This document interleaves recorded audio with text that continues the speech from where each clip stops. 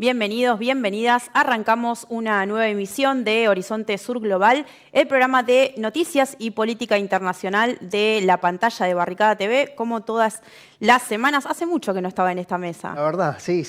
Ocupé ese lugar la última vez. Me ocuparon el lugar, pero nada, muy bien salió. Bueno, ¿cómo andas, Juan? Bien, todo bien, Lu. Vamos, si te parece, ya meternos de una con Dale, todo. ¿no querés hacer una invitación antes? Sí, cierto.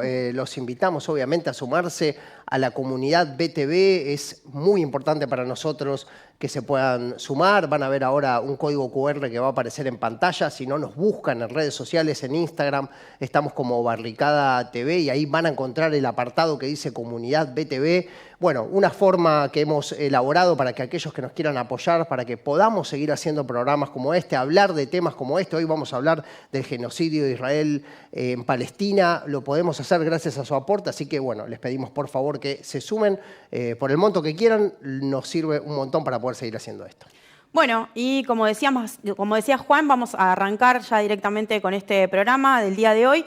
Esta semana se cumplen 700 días desde el inicio de la actual ofensiva y destrucción que lleva adelante Israel en la Franja de Gaza, como bien decías, como parte de un plan sistemático que viene llevando adelante Israel y que intensifica, ¿no?, el genocidio sobre el pueblo palestino. Vamos a hablar de genocidio, ¿no?, sin vueltas, sin eufemismos, porque hay un Estado que justamente lleva adelante una ofensiva militar sobre la población civil, contra la población civil gazatí, y todo esto frente a los ojos del mundo también, ¿no?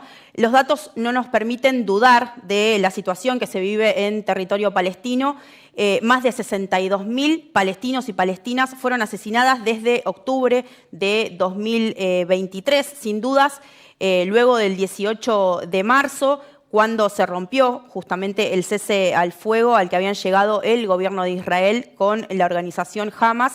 La ofensiva israelí entró en otro terreno, ¿no?, sumamente peligroso y criminal, como lo vemos viendo en los últimos meses, ¿no? En paralelo, también el régimen sionista profundiza la colonización y el régimen de apartheid en Cisjordania. Sí, tal cual. Bueno, las imágenes que vemos son realmente muy fuertes. Ahí estamos viendo parte de lo que tiene que ver con los campos de refugiados. Bueno, una cuestión humanitaria que nos permite hablar de lo que está haciendo Israel como un genocidio, a lo que se suma la hambruna a la que se está llevando a la población de Gaza, la población palestina en Gaza. Esta semana más de 40 relatores y especialistas en derechos humanos, en el marco de lo que es la Organización de las Naciones Unidas, lo que pidieron es que se celebre una reunión de emergencia, se lleve adelante una reunión de emergencia en la ONU para hablar del genocidio y la hambruna deliberados en Gaza. Esto lo dicen textual. Y que también se exija la detención de la ocupación de Palestina que está llevando adelante Israel. Más de 500.000 de personas en Gaza están sufriendo hambre. Es un número realmente que conmueve. Y esto es según un informe que publica una organización que trabaja con la ONU para dimensionar las catástrofes de hambruna. Esta organización se llama CIF.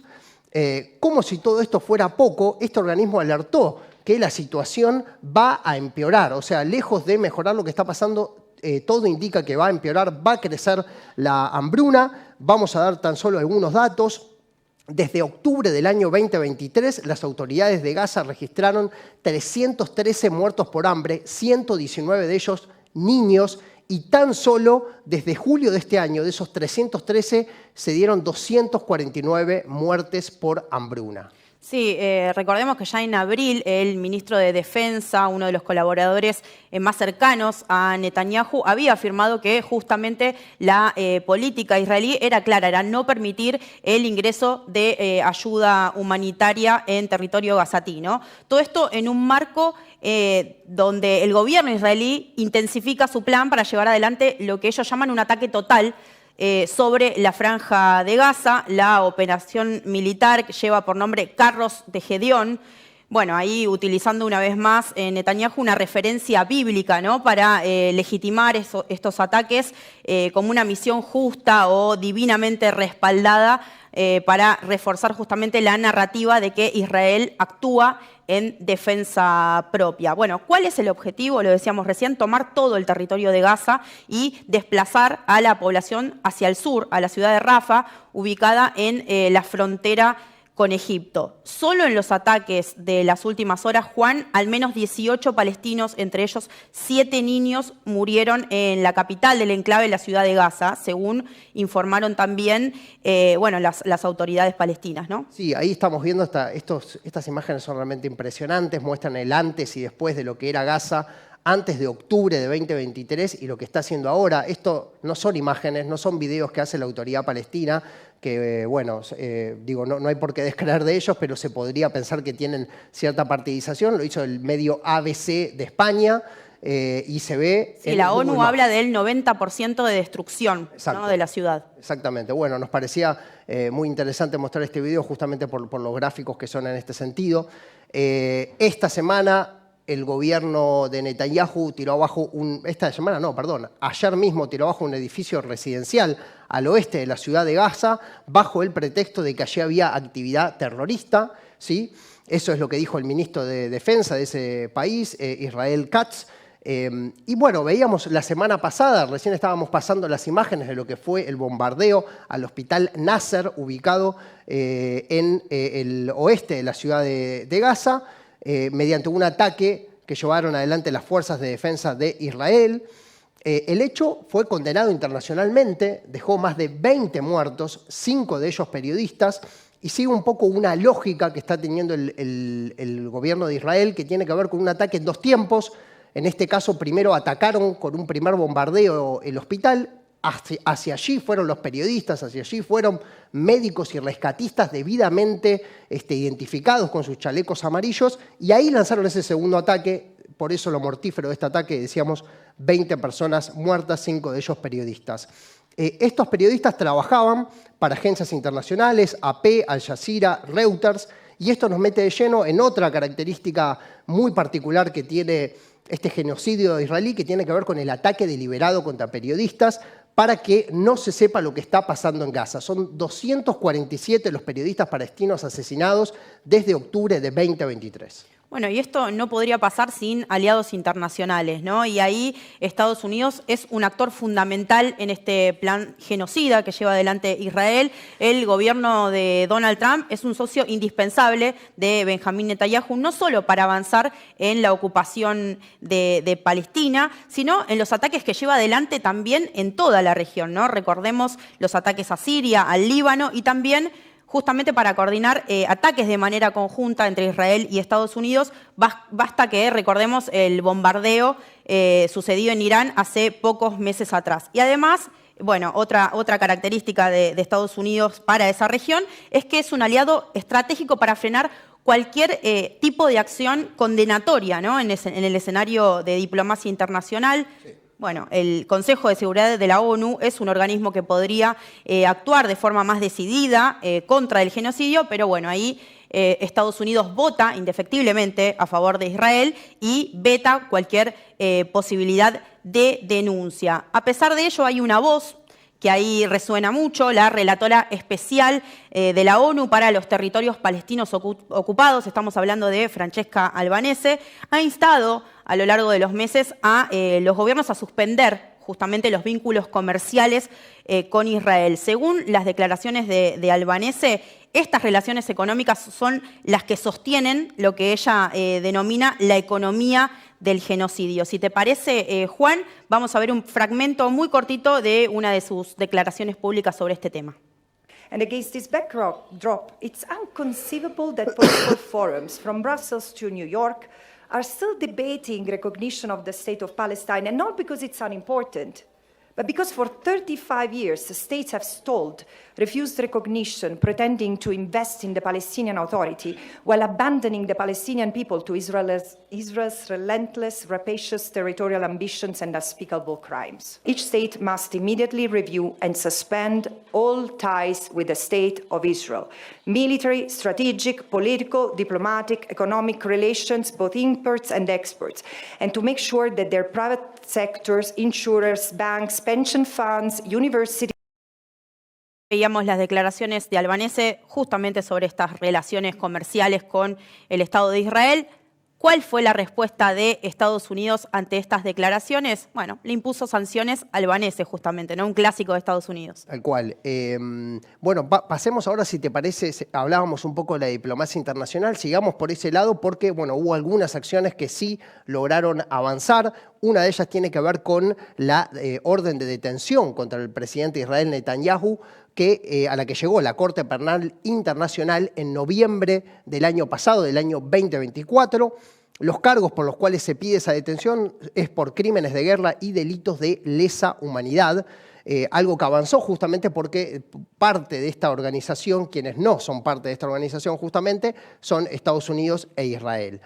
También vamos a mencionar un poco la denuncia que hizo Sudáfrica ante la Corte Internacional de Justicia. Este sí es un organismo que depende de la Organización de Naciones Unidas, para que se defina como conducta genocida el despliegue militar israelí sobre el territorio palestino. Esta denuncia contó con el apoyo de varios países latinoamericanos, como Brasil, Chile, Cuba, Colombia, Bolivia, Venezuela y México, un grupo de los países más activos en este sentido, obviamente con sus diferencias y sus matices.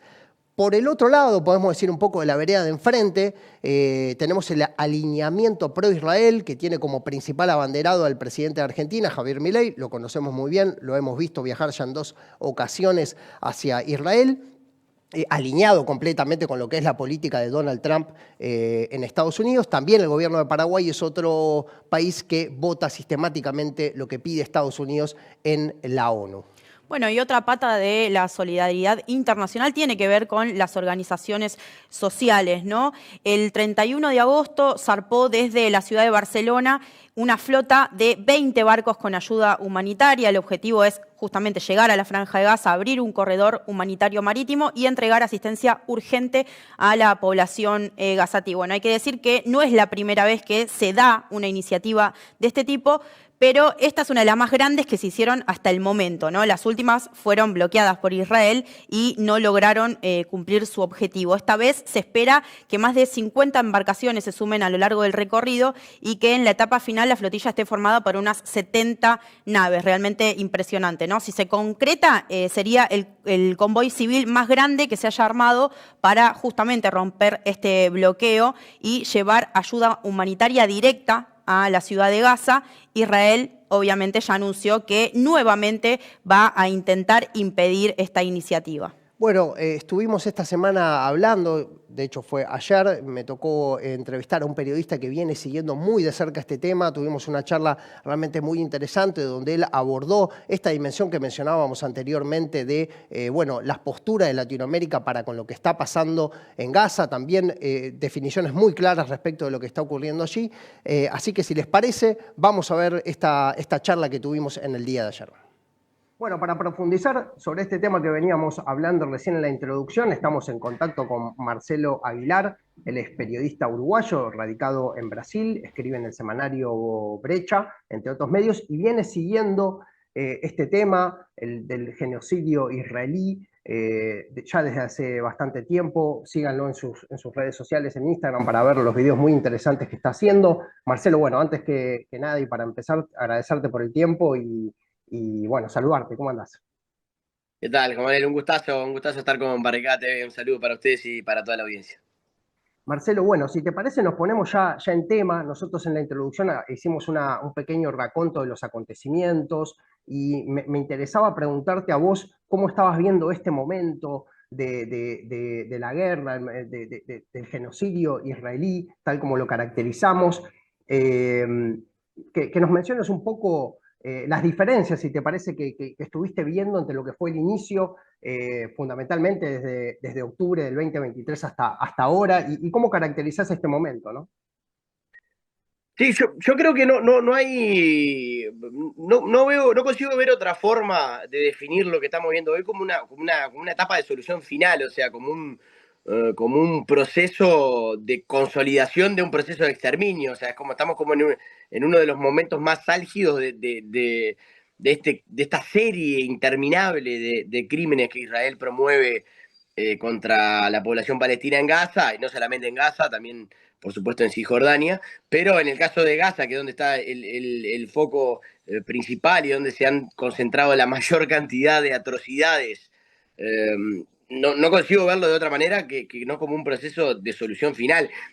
Y no me refiero solamente con esto a la forma en la que puedo llegar a ver yo, o pueden llegar a ver ustedes, o los especialistas en el asunto, únicamente las ofensivas militares de Israel y los efectos devastadores que esa ofensiva tiene, sino también por las propias declaraciones de las autoridades de Israel. O sea, cuando vos tenés ministros de Estado hablando de que hay que exterminar a la población, cuando tenés a ministros de Estado hablando de que se deben morir de hambre o que se deben rendir, que no alcanza solamente con matarlos, o sea, me parece que ahí hay algo muy grave, muy serio, y que nos interpela muchísimo, ¿no?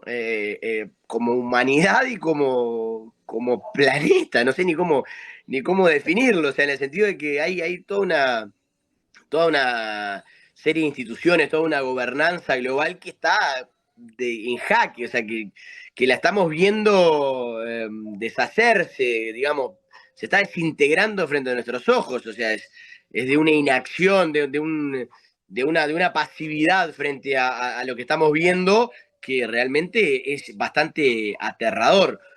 Pero sí, creo que es eso. O sea, lo veo como una etapa de consolidación de un proceso de exterminio y de una especie de solución final.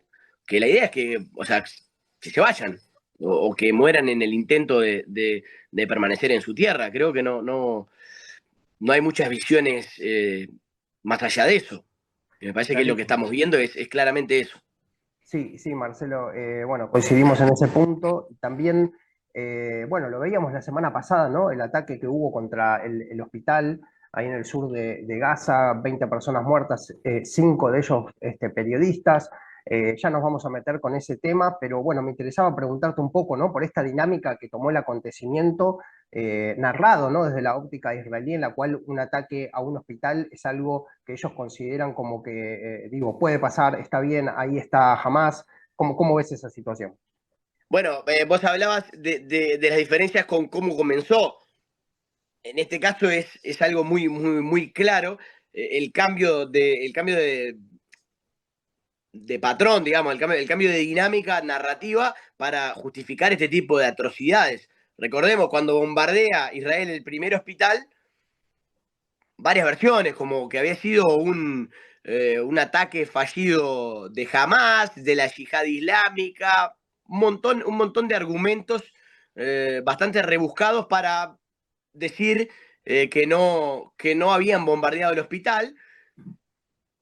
Gradualmente, a medida que no va pasando nada y a medida que esta institucionalidad global que mencionábamos anteriormente se despedaza y la inacción internacional es absoluta, cuando no apoya directamente ese tipo de acciones, cuando acá, digamos, se habla en Uruguay se habla de tirar de la piolita, o sea, cuando tirás de la piolita y no pasa nada, nada se rompe, seguís tirando, y después ya empezaron a cambiar, a decir que jamás los utilizaba como bases militares, o que tenían túneles y un montón de estructuras abajo. Después los empezaron directamente a bombardear, o sea, sin miramientos, de forma indiscriminada, así como hicieron con con la gran mayoría de la infraestructura de Gaza, sanitaria, educativa, en fin, las universidades, todo lo que se les ocurra ya lo han visto, o sea, lo han demolido de forma planificada o lo han bombardeado, o sea, eso lo hemos visto. Ese proceso de genocidio también cultural, o sea, de minar todas las posibilidades de existencia, no solamente materiales, sino también culturales, tiene un claro objetivo de exterminio. O sea, no hay, ¿cuál sería sino el argumento para una fuerza como la de Israel, ¿no? Como una fuerza con una capacidad tecnológica finísima y con una capacidad de realizar bueno, hemos visto diversos ataques en los últimos tiempos con una precisión absurda de cómo pueden eliminar, y esto no es de ahora, o sea, esto es un proceso que tiene muchos años, siempre se caracterizaron por tener una inteligencia fina y una capacidad de realizar atentados precisos. Recordemos que durante mucho tiempo se repitió el bulo de que eran la fuerza militar más moral del mundo, ¿no? ¿Qué dejamos para las otras y esta es la más moral del mundo? Pero, o sea, esto estaba anclado, tenía algún dejo de realidad en este tipo de cosas. ¿Qué argumento hay para que una fuerza que tiene esas capacidades militares realice un destrozo como el que está realizando en Gaza, donde ha arrasado, ha convertido la vida de las personas y ha convertido el espacio material de la ciudad en un infierno? No creo que haya otra opción que la posibilidad de una voluntad de exterminio. Entonces, estas narrativas han ido cambiando al punto de que hoy Israel utiliza hospitales también como base militar. Entonces, es un proceso que tiene también, y que de nuevo, vuelvo a lo que hablábamos anteriormente, de nuevo nos interpela también, no solamente como sociedad, sino también como periodistas, de nuestro papel en relación a esto, de cómo se han reproducido de forma muchas veces acrítica y de forma muchas veces deliberada, sendas mentiras, o sea, porque estamos hablando de mentiras, estamos hablando de propaganda de guerra camuflada como noticias a ver, en gran parte de los medios de Occidente. Creo que los medios de Occidente deberán ser estudiados en un futuro por su papel y su complicidad en este genocidio. Hablo del caso de Brasil puntualmente, que es donde vivo. Absurdo, o sea, quizá la prensa brasileña sea de las que han tenido un papel más nefasto en la cobertura de esto y en la complicidad absoluta. El papel, por ejemplo, de la Red Globo ha sido catastrófico. O sea, debería ser estudiado en las escuelas de periodismo de cómo no se cubre un genocidio, de cómo no se cubre una guerra. O sea, esto ha sido una reproducción acrítica al punto de que siguen llevando, por ejemplo, hoy a André Lacht, que es uno, el jefe, la cabeza de la organización Stand With Us, en la que trabaja también Bruno Bimbi, que es conocido ahí en Argentina, que Es un tiene... periodista también, ¿no? Que cubre temáticas internacionales, ¿puede ser? No, creo que no. Es periodista, sí, pero no sé si internacionales. Ah, está. Pero Puede que me esté equivocando. trabaja en esta organización. eh, Ha tenido un papel bastante activo en la defensa del genocidio, pero lo que voy es que son personas que, esto es para que se entienda la dinámica, o sea, son personas que que trabajan como articuladoras de una organización de lobby israelí, pro-israelí, y van a la prensa como, digamos, como especialistas, como si fueran especialistas neutrales en lo que está pasando en Palestina, o sea, y en Israel. Entonces, ¿cómo se justifica eso? Es como es como demasiado, ¿no? O sea, hay siempre una tendencia también a esconder la víctima y el victimario. Entonces, cuando se trata, por ejemplo, cuando se trata de los ataques del 7 de octubre, se entiende muy claramente quién es la víctima, se entiende muy claramente quién es el victimario, se utilizan los rótulos que digamos, los clásicos, ¿no? Pero nunca se habla de terrorismo, por ejemplo, cuando los ataques son de Israel. No se ve en la prensa que Israel perpetró un ataque terrorista. ¿Ustedes han visto alguna vez eso? Que Israel realiza ataque terrorista en la Franja de Gaza. Nunca lo vi yo. Capaz que se me escapó. Eh, y ahora, por ejemplo, Folia de Sao Paulo publicó en estos días, cuando publicaron una nota sobre la cantidad de periodistas muertos, y con un titular que decía: conflicto en Gaza mata a más de 270 periodistas. O sea, ¿quién es el conflicto? O sea, el conflicto solo se levantó y mató 270 periodistas a sangre fría de forma deliberada y sistemática. Entonces, no hay víctima, no hay victimario, y eso es una táctica, es una máquina, desde mi punto de vista repugnante, de protección de Israel en la media occidental, en los medios occidentales. O sea, estoy citando un ejemplo solo, pero Claro, esto claro. es la realidad que hemos visto durante todo este proceso, y no solamente durante todo este proceso, es casi que la realidad histórica que hemos visto en la cobertura sobre Palestina en décadas. Sí, clarísimo, Marcelo, y sí, sí, tal cual que es así. Y cuesta entender, ¿no? Bueno, no sé si cuesta entender, pero podemos decir que inclusive hay organizaciones dentro de Israel que están hablando, ¿no? De el accionar este genocida del propio gobierno israelí. Y vos ahí te habías publicado un video muy bueno hablando de una organización. ¿Querés contarnos quién es esa, cuál es esa organización y un poco qué es lo que dijeron hace tan solo algunas semanas?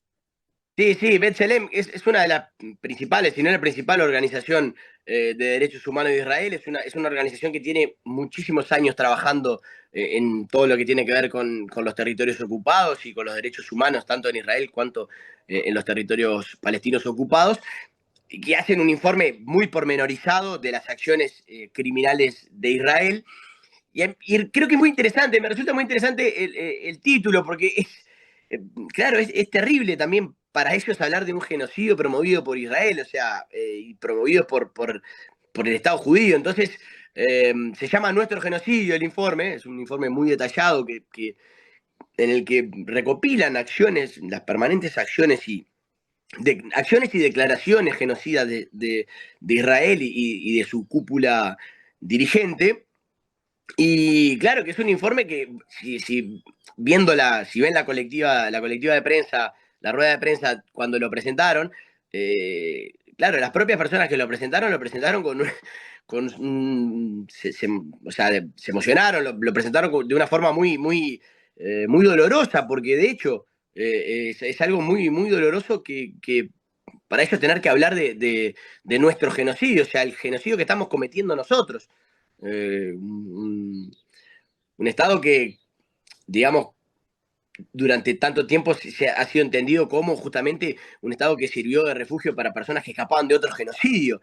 Entonces, por más de todas las diferencias que podamos tener o no con eso del proceso histórico, pero, o sea, dentro de esa perspectiva es como es muy duro hablar de un genocidio promovido por el Estado judío. Entonces, creo que eso está muy claro también, que se han generado durante todo este tiempo muchas diferencias y encontronazos dentro de la propia comunidad judía y dentro del propio Israel. O sea, hemos visto últimamente protestas, hemos visto reacciones, cartas, pronunciamientos, marchas, eh, que demuestran que, claro, que esto está haciendo, que realmente es un problema muy serio y que esto está generando diferencias y está teniendo resonancia política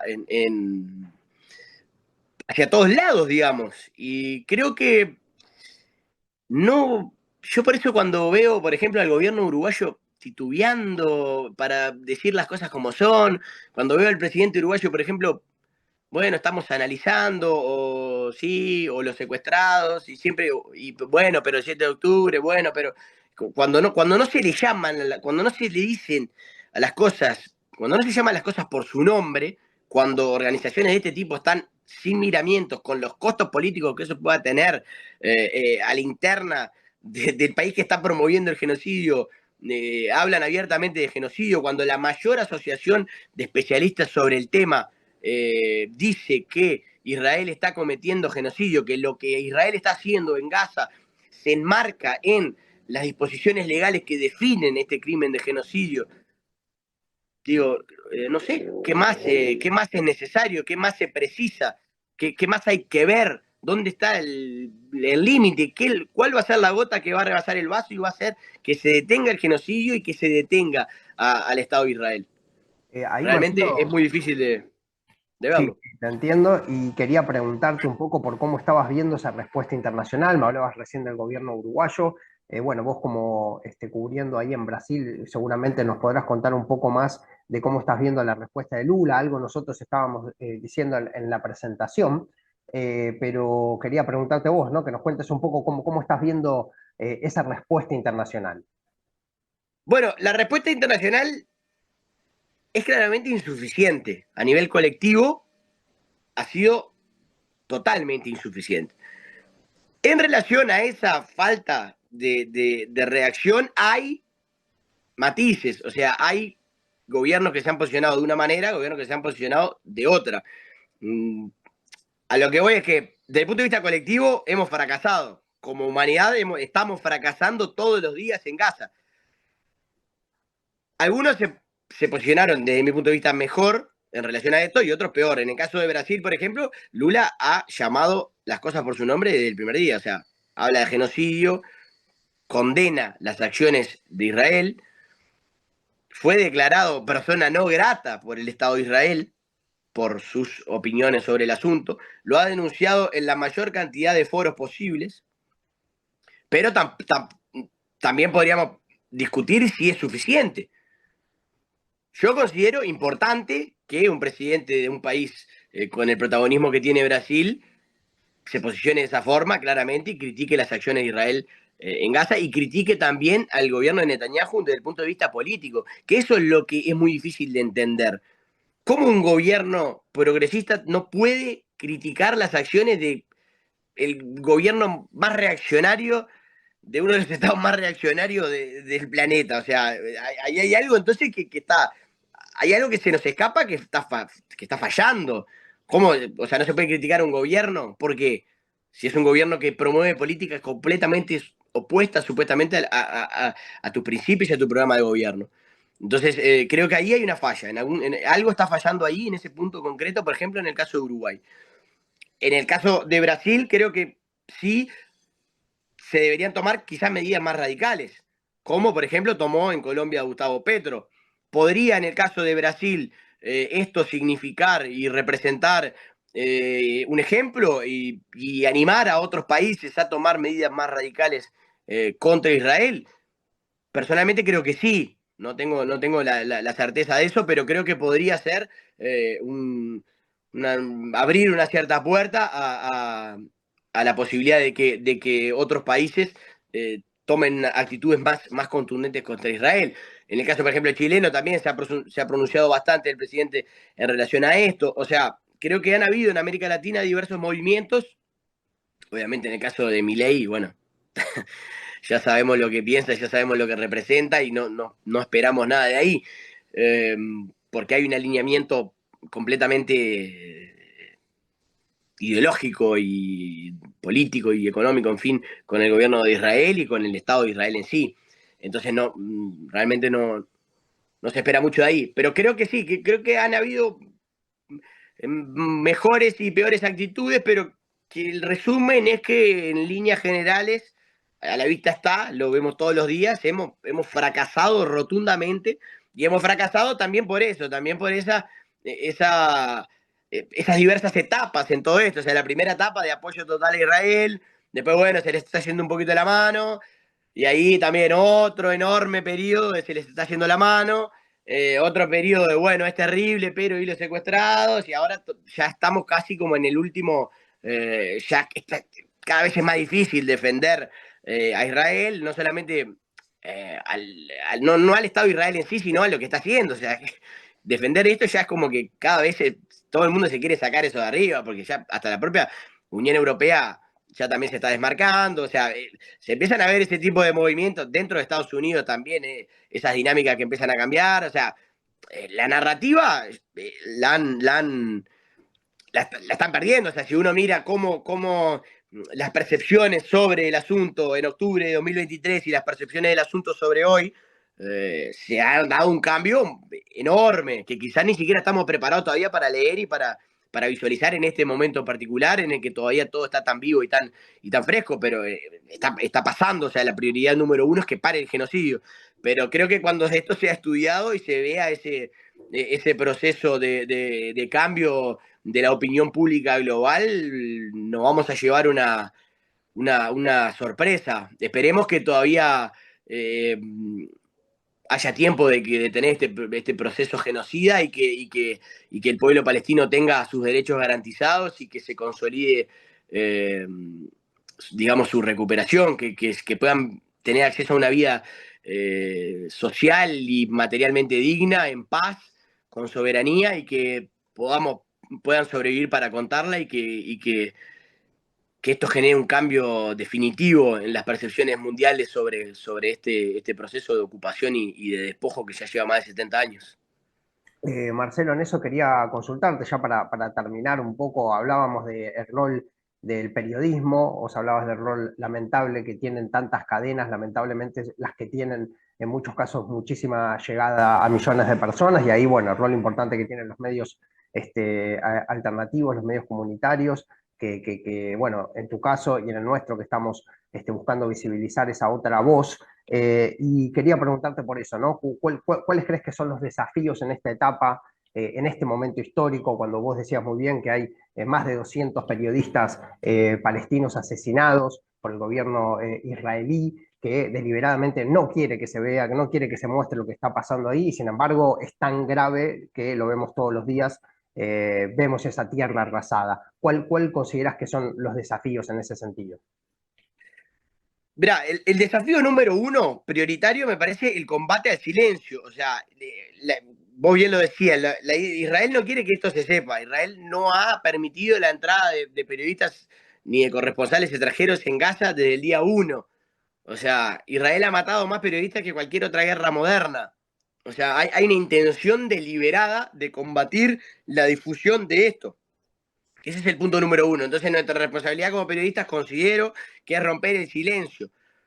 Y romper el silencio con información de calidad, que no es poca cosa. O sea, tratar de también nosotros tener un papel activo en la selección de la información, en tratar de encontrar o de producir en la medida de lo posible, pero sobre todo también de difundir contenido de personas, de los propios periodistas palestinos que nos están dando una lección de resistencia, de coraje, de compromiso ético y de compromiso con la profesión, de la que deberemos sacar apunte para siempre, porque nos están mostrando un compromiso y un amor por, por, por la profesión, por la verdad enorme. O sea, nosotros piensen que, o sea, son personas que están eligiendo contar su, o sea, eligiendo o no siempre eligiendo, pero que están comprometidas con contar su propio proceso de exterminio en las peores condiciones posibles.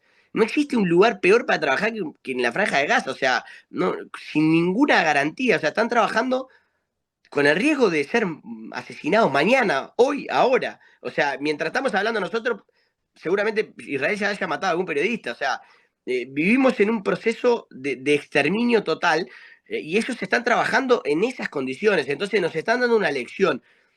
Difundir también sus contenidos, difundir lo que ellos están produciendo desde ahí, difundir lo que algunos medios, que no son pocos, porque tampoco podemos decir que han habido notables casos de cobertura de este genocidio, que también lo deberemos estudiar en un futuro como casos positivos, de cómo sí se puede y cómo sí se debe cubrir un genocidio de este tipo.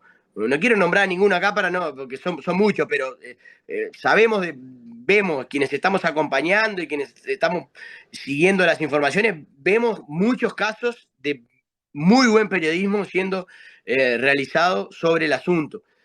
Y no solamente en Palestina, en varias partes del mundo vemos medios, sobre todo obviamente algunos que son grandes medios, pero que están alineados, no tan alineados a la bajada de línea occidental pro-israelí, o que trabajan con gobiernos que tienen otro alineamiento, o que son en otros casos son televisiones públicas, o sobre todo medios alternativos. Acá en la América Latina, bueno, el propio Barricada, o sea, en Brecha, para el cual trabajo también, hemos hecho un esfuerzo enorme por visibilizar el genocidio palestino, por analizarlo, por profundizar, por traer diversas fuentes de información, problematizarlo.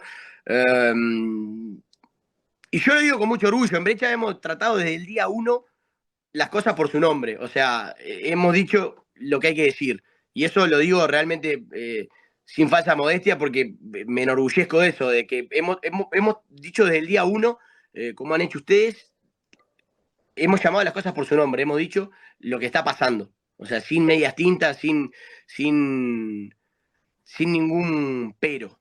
Pero eso, creo que nuestro desafío es ese.